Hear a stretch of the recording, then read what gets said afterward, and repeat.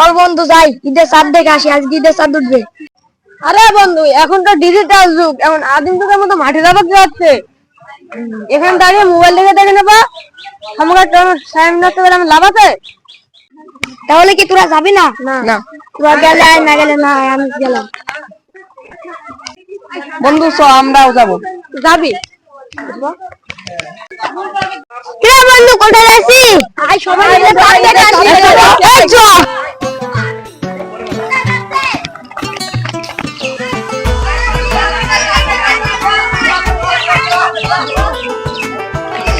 আমি যাবো।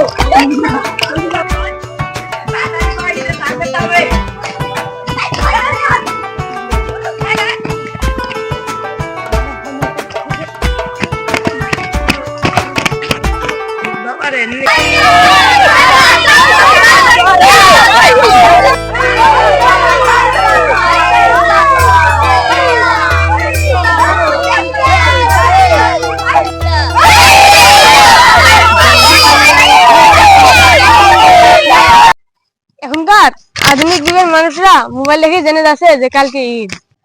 অতীতকালে মানুষের কোনো আধুনিকতা ছিল না, মোবাইল ছিল না, রেডিও কোনো আধুনিকতা জিনিস ছিল না।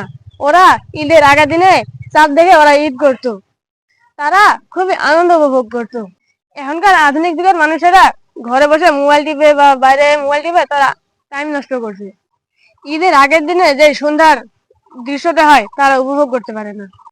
তাই আমাদের উচিত ঘরে মোবাইল না টিপে আমরা ঈদের আগে যে সন্ধ্যার দৃশ্যটা হয় সেটা আমরা সবাই মিলে উপভোগ করি।